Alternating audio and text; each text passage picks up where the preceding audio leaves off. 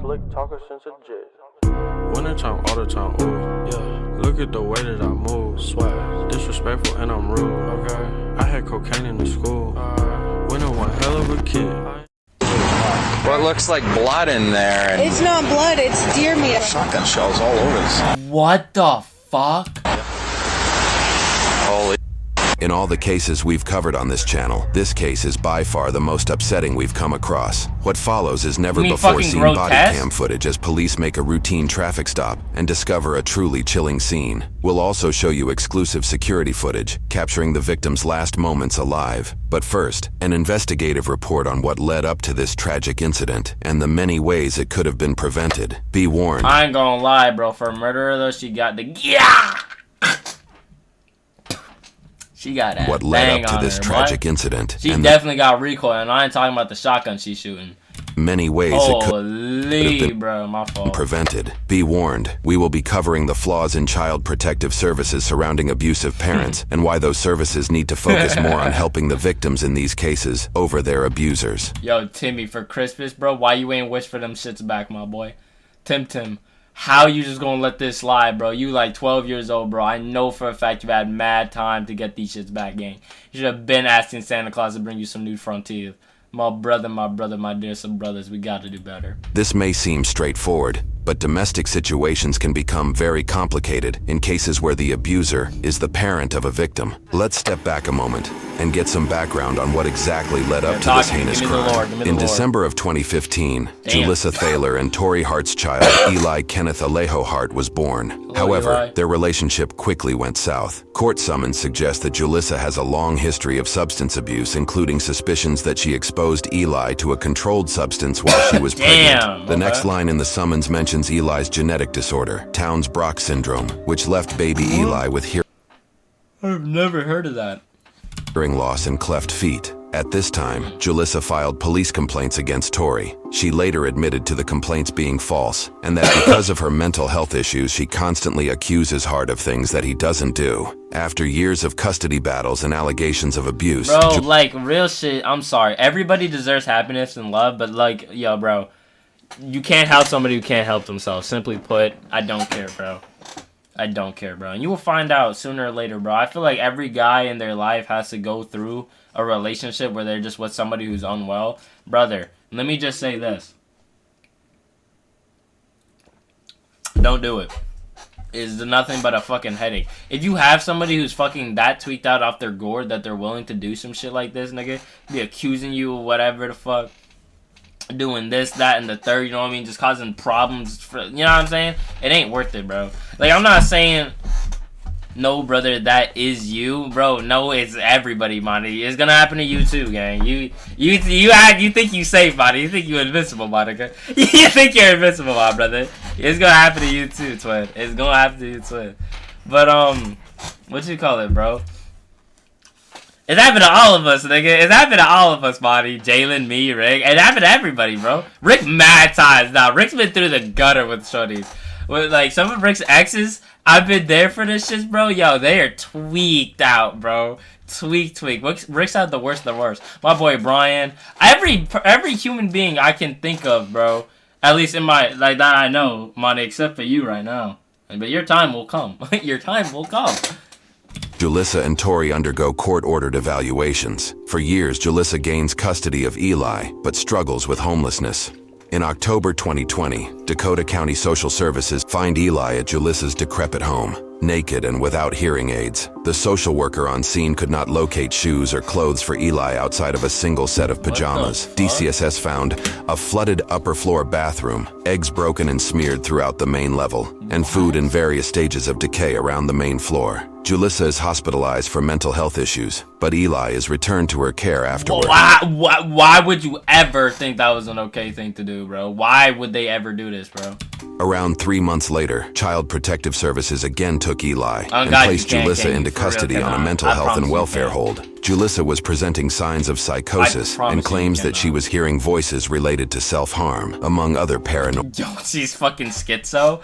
Yo, bro, like, this is what I'm saying, bro. I'm not saying that they, like, you know what I mean? Like, some people don't deserve love, but like, nigga, if you moving like this, bro, you don't. You know what I'm saying? You need to get on some medication. What you deserve, bro, is some fucking pillies. You know what I'm saying? That's what you deserve, and that's what you need. And then afterwards, after you're regulated, then maybe, then you can try again. But there should be no reason you're hearing fucking voices in your head telling you to harm yourself, and you think, you know what I'm saying? Like, that's not kosher, bro, in any circumstance. Delusions. This time, Eli was found with matted hair. Okay, 3 is light numbers to this nigga Rick. 3 is light work to this nigga Rick. And I promise you, whatever hold is, gang, is not anything bad, nigga. Everybody's been hold, nigga. Bro, I'm talking about, and got scarred from 4 of them. Listen, nigga, y'all can go ban for ban. I don't know your situation, King. All I'm saying is Rick gonna win, bro. Rick gonna win, nigga. Rick gonna win, nigga. Rick gonna win. Arms and without his hearing aids. According to a court summons, Dakota County Judge Timothy Wormiger found it contrary to the welfare of Eli to permit him to remain in Julissa's care because of these 8 reasons, which includes Eli's risk of harm, his lack of food, clothing, shelter, and education, along with Julissa's criminal history and psychosis. She has a criminal fucking record, bro? And education, along with Julissa's criminal history and psychosis. Okay, so she's mentally ill and a criminal. Do we have any more glaring red flags just like shouting out at me, bro?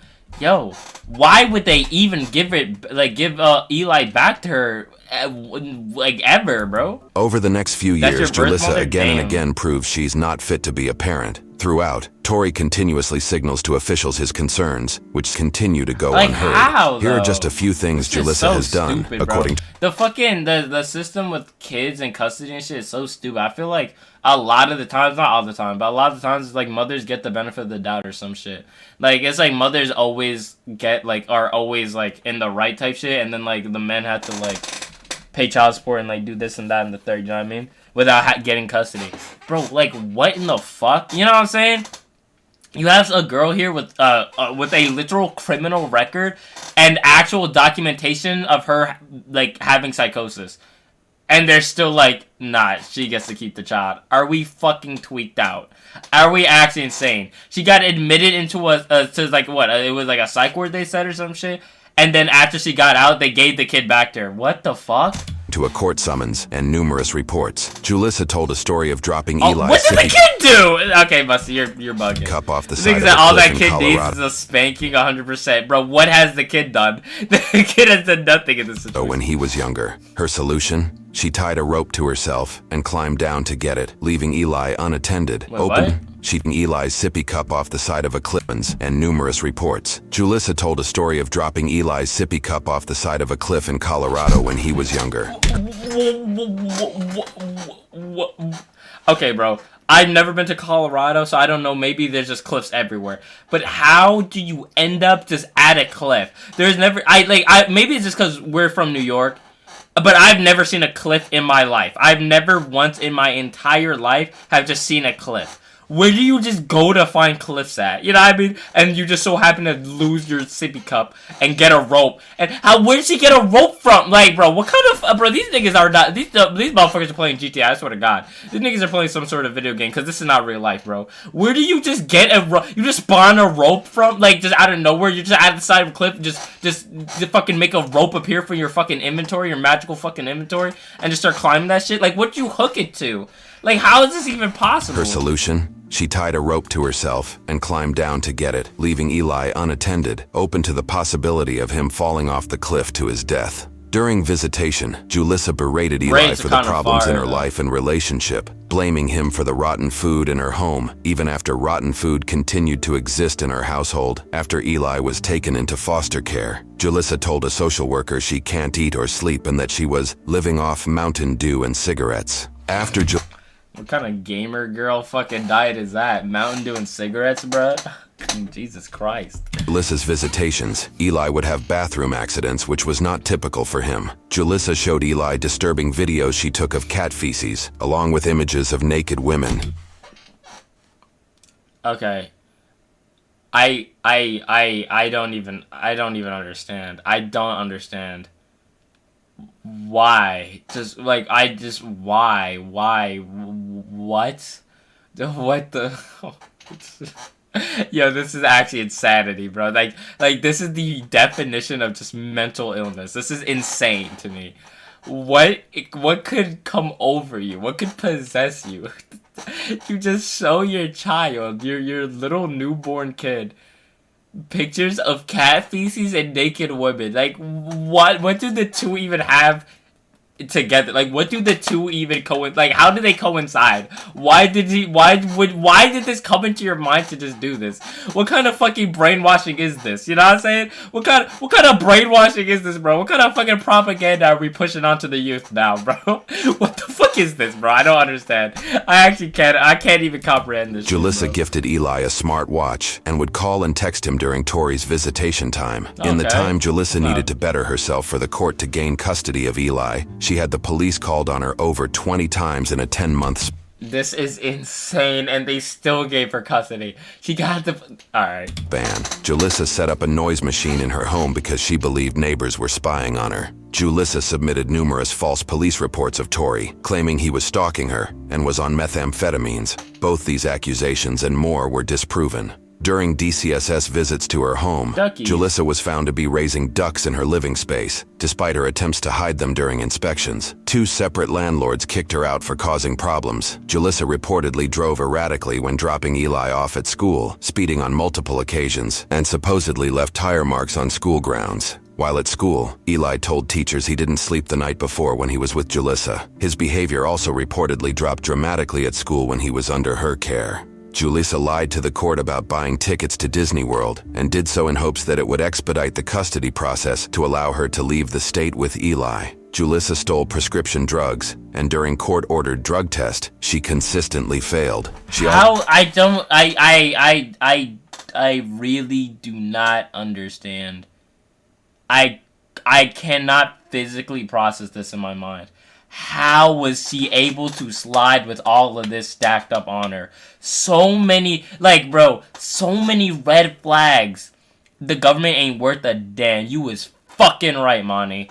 So many like, I'm not even talking about little things that you can, like, slip under, that you can be like, oh, you know, maybe, you know what I mean, like, this can go unnoticed or this can go unnoticed. Bro, it's just one thing after another, bro. Just red flag on red flag on red flag on red flag on red flag. Why is this lady even able to drive her kid to school, bro? How is she even, like, how is she not in jail? She got caught stealing, like, bro, what in the name of God are we doing in this country? That shit make no sense. Also failed to keep up with court-ordered therapy sessions and parenting classes for over a year, and was given multiple 60-day extensions by the court. Why, though? I don't understand why. Throughout all of Julissa's troublesome actions, Tori voiced his concerns for years to officials for the sake of Eli's safety. According to a court summons, here's some communications Tori sent to officials about his custody case and Julissa's actions. I do have concerns with her mental state that she could do something drastic. The whole purpose of this is to protect Eli, yet I feel he is now being put at risk. What kind of damage is this doing to Eli? This is terrifying to me and upsets me that Eli continues to have to go through this. Like, literally, how is this okay? Imagine? How will Dakota County monitor Eli's safety and well-being now? Eli is in danger every day he is with her. My son is not safe with her. Who is protecting Eli? Even Eli's caregiver addressed concerns to officials, saying, I feel so bad for Eli. I feel he will be injured or worse being back with his mom. How is she able to? Julissa's false allegations against Tori, he agreed to comply with a safety and permanency plan in order to secure permanent custody of Eli. This included completing domestic violence and parenting classes, randomized.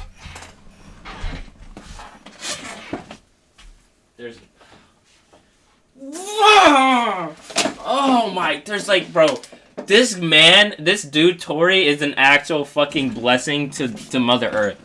Brother, just to get custody over his kid, he's willing to comply with the false accusations and take classes, get drug tested, OD, do all this and that when he has done nothing wrong at all, bro. Just for the hopes to get his child out of the hands of this psychopath. Are you fucking joking me, dog? Are you joking me, bro?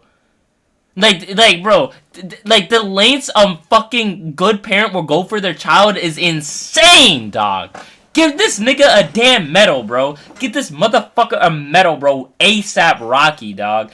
Like, Like that is the definition of a parent right there, bro. That's the definition of somebody who cares. That's crazy. Bro. Drug testing, a mental health assessment, and adhering to an order for protection. In contrast to Julissa, Tori fulfilled all requirements. DCSS reported positive visitations with Tori, noting Eli's happiness, energy, and enjoyment during their time together. According to a court summons, DCSS reports can be quoted that, during these visits with Mr. Hart, Eli is noticeably smiling, talkative, energetic, and he seems to enjoy them. Despite the countless negative reports on Julissa and the positivity and capability of parenting shown by Tori, the court system continually pushed for reunification of the child with their mother over the... Are we fucking... I swear to God, this world is brain dead. Like, everybody's brain dead, bro. My nigga, I don't care what kind of fucking stigma we have where mothers are better fucking caretakers than fucking fathers, you know what I mean? I don't give a single flying fuck. There is no good way in God, like, there's no fucking plausible way you could see these two people, the dad and the mom, Julissa and Tori, and decide, yeah, the mom is in a better position, bro. Why? Just because she's a fucking woman, bro? Are we insane? Like, motherfuckers be talking about, like, sexism in America, bro. This, that, and the third, which I'm not gonna lie, there is, obviously. There's sexism in everything, to an extent. But, brother, are you seeing this? They would favor of this woman over the guy just because? Just because of the fuck of it? Because she got a vagina? Are you fucking insane? This kid is probably suffering every time he's with this fucking batshit insane woman. Just because the fucking court system's like, nah, bro. But it's the mother has to have custody because it's the mom. Are you fucking slow? The father. Fast forward to March 2022. Tori filed for custody of Eli in Hennepin County Court, possibly to change the jurisdiction due to concerns about the current court's handling of the case. However, Hennepin Court said they couldn't grant custody due to the ongoing case in Dakota County, and could only move forward if the Chips case were to be dismissed. Within days, the court moved to dismiss the Chips file. Unbelievably, on May 4th... Not the cum sock, bro. How I leave for 2 seconds and y'all talking about nutting in socks. Within days, the court moved to dismiss the Chips file. Unbelievably, on May 4th, 2022, the same defendant who filed all those negative reports against Julissa pushed to remove Eli from court supervision and into reunification with Julissa. Reports made on a later date cited the defendant had no immediate concern for Eli's physical well-being at the time. At this point, Eli had been in foster care for 466 days. Despite the recorded evidence that Julissa was not fit to parent Eli, Dakota County Judge Tim Wormiger removed Eli from the county's protection on May 10th. Fire him. On God, fire this 2022. Court summons show that a Dakota County social worker and one of Eli's court-appointed guardians both recommended that Julissa be reunified with her son. Adding more devastation to this case, a hearing was set for the very next day on May 11th as an opportunity for Tori to raise immediate concerns to prevent the reunification. Unfortunately, the hearing was canceled, robbing Tori of this valuable opportunity. 6 days later, on May 17th, receipts show Julissa would purchase a shotgun with what was likely dozens of rounds, along with a revolver. The receipt even thanks her by name for the purchase. Just 3 days later, on May 20th, 2022, Julissa would be found driving a vehicle that was missing a tire and had its back window smashed open. Are you serious? She's driving around with a fucking yo, bro, holy shit. I'm this fucking flabbergasted. She's driving around with a broken back windshield and a missing tire. If that doesn't just scream, it's gotta be fake money. I really fucking, I'm beginning to think this is a prank. I'm thinking this is a prank and they're gonna be like, yeah, the story just made up, by the way. I'm really beginning to think that shit too. Cause what in the name of actual God is going on here, Julissa would be found driving a vehicle that was missing a tire and had its back window smashed open. How? Officers would soon pull her over. Yeah, they got her here. Alright, well this is the moment where shit gets real, so. Driving with that tire is so crazy. It's so crazy. Yeah, man. And it's a Chevy, of course it's a Chevy. After a few minutes, 2 officers approach her vehicle from either side. According to police reports, the officers noticed shotgun shells, blood in the vehicle, and on Julissa herself, and what appeared to be gunshot holes in the back of the car seat. Julissa herself seems overly calm about the whole situation. According to police reports, she claimed the blood on her came from removing a tampon. Other suspicious claims were also made by Julissa, as seen from this limited body cam footage. There is no tire there. Alright. Alright. No, that would be me. If I was a cop and I pulled someone over and I just did see the avatar, I'd be like, alright. I'd be like, okay. Body cam footage. There is no tire there. Alright. There's Blood all over the car. Traffic violation. I have a broken windshield and I'm missing a tire because some kids were shooting at my car. I had some. what looks like blood in there. And It's not blood, it's deer meat. I had a big bag there's a farm around here that does deer meat and hamburgers. So. Shotgun shells all over this. yeah. Despite the incredibly This is the questionable most glaring murder scene I've ever seen. the officers discovered I've ever Julissa seen. in, the officers decided to release her, personally chauffeuring her a ride home to her apartment. The officers who work in Hennepin County, home to Minneapolis, Wait, managed to- What? Shells all over this. Yeah. Despite the incredibly questionable scene the officers discovered Julissa in, the officers decided to release her.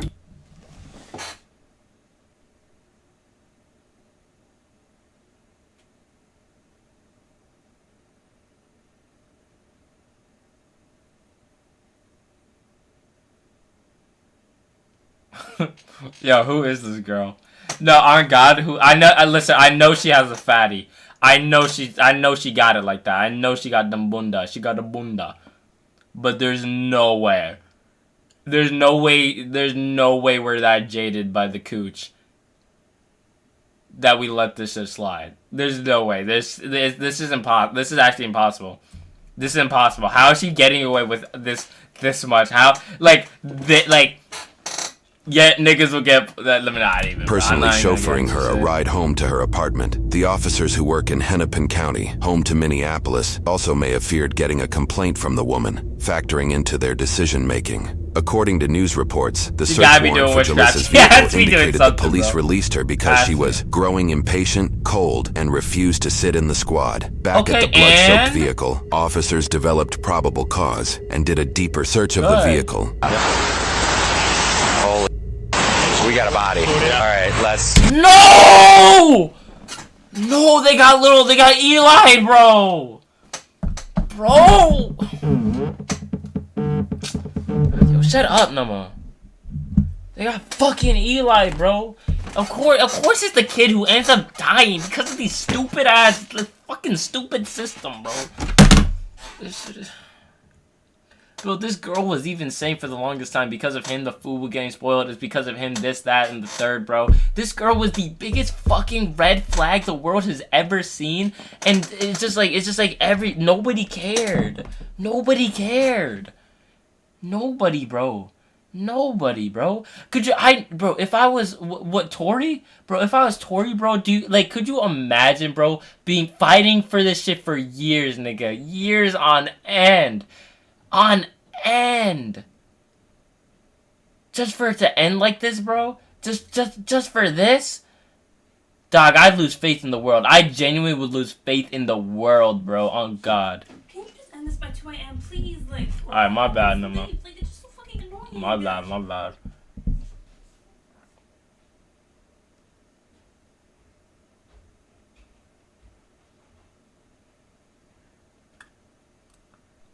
Bro, money ain't going to bring my kid back, though. Real shit. Money is not bringing my kid back. That I've been fighting for years. That nigga's not coming back, bro.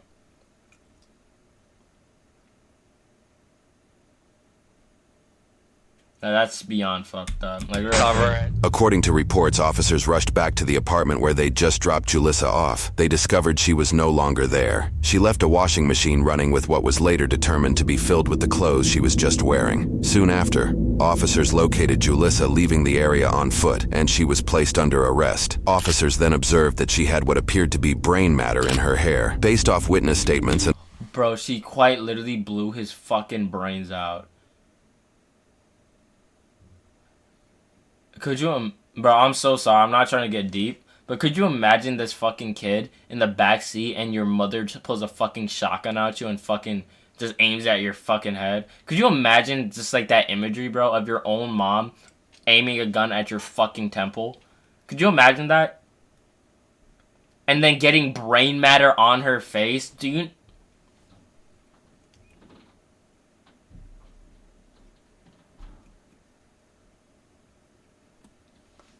And off the physical damage her vehicle left on the road, officers were able to track the past movements of the vehicle. Along this route, they found multiple locations where blood and brain matter had been discarded. One dumpster had a bloody child booster seat that had sustained damage from a shotgun blast. In another dumpster, officers located a backpack, blood, bone, and what appeared to be more brain matter. We've elected to not show the photos containing blood or human remains. In court, more shocking evidence would come out against Julissa. According to a source from CARE 11, these are some of the search terms from Julissa's browser history, which includes how much blood can a 6-year-old lose, how life insurance investigates a death claim, and how much does life insurance pay for a dead child.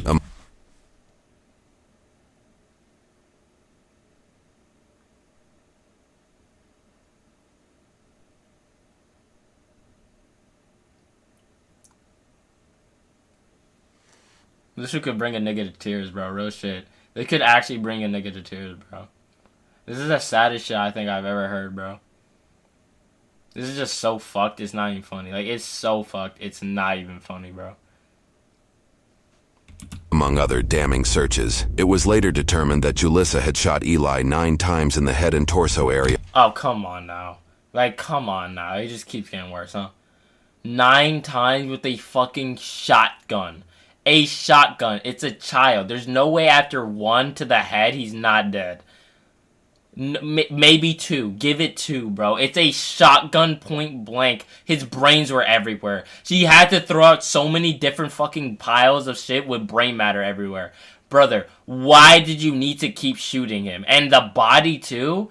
What the fuck is wrong with this girl, bro? Like, actually speaking, of his body, what is wrong likely with while this he girl? was strapped in his car seat. Thorough work by police and detectives also uncovered surveillance video showing Eli being escorted by Julissa in the moments prior to his murder. The video, which shows the boy smiling and playing, would tragically be the last video of the child. At one point, Julissa's own grandmother and father even disagreed with the handling of the custody case leading up to the murder. Julissa's grandmother claimed Tori doesn't have a mean bone in his body. Oh, come instead on. of her Come on, bro. And why did they still keep giving him... granddaughter Julissa. Like, if Julissa didn't even like her own kid, I mean, she was trying... At the end of the day, she was trying to use him for a bag. She looked up how much she would get on insurance or some shit for a dead child. She was just trying to use this nigga for a bag at the end of the day, bro. She did not care for this little nigga at all, by any means. She was... Bro... So that she is good at manipulating people, and I blame the court system for not helping her out. We all told the social workers that she needs to be institutionalized, not just for a month, but maybe for a year or more. But nobody listened. Julissa's father said, I gave the judge her detailed mental health history. I told him that she was displaying paranoia and auditory hallucinations. I said I feared... she was, okay, real shit though, she was actually like schizo. Like, she was actually like very, very, very deep in the spectrum. I can't even lie. Like, I'm not excusing any of her actions, but she was the definition of unwell. The definition. She really needed some medication. Like, there's no way, bro. Like, there's no way. Like, I forgot. She was going through actual psychosis. Do you know how insane that is? She was actually just not okay in the head. So, like all this shit makes no sense to us, but that's because she was actually insane. Like, you have to understand. Like, she was clinically insane.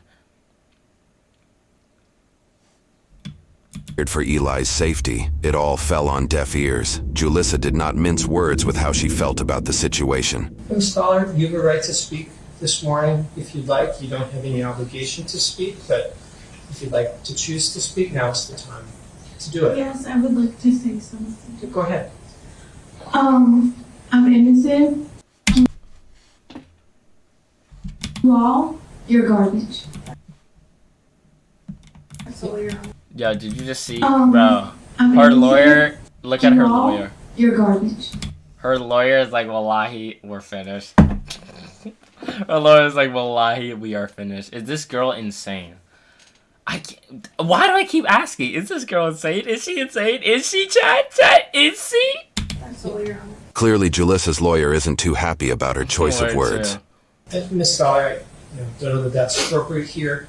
Sorry, I told you what somebody else.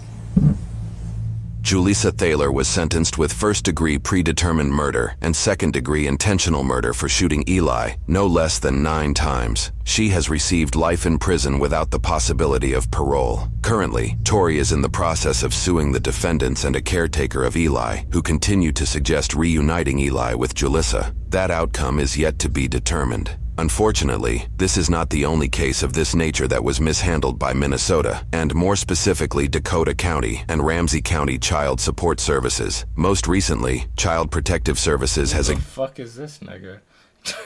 Yo, who the fuck is this nigga, bro? again come under scrutiny after allowing a parent with a violent history custody of his children. In this case, it was a father who won custody and would later go on to shoot and kill 2 Burnsville police officers and a firefighter with a rifle on Sunday, February 18, 2024, while 7 of his children were with him. The standoff ended when the father took his own life. This interview, conducted by a source from CARE 11, shows the frustrations that the mother of some of the children has with the way her custody case was handled. Even though their dad is this monster, that's still their father.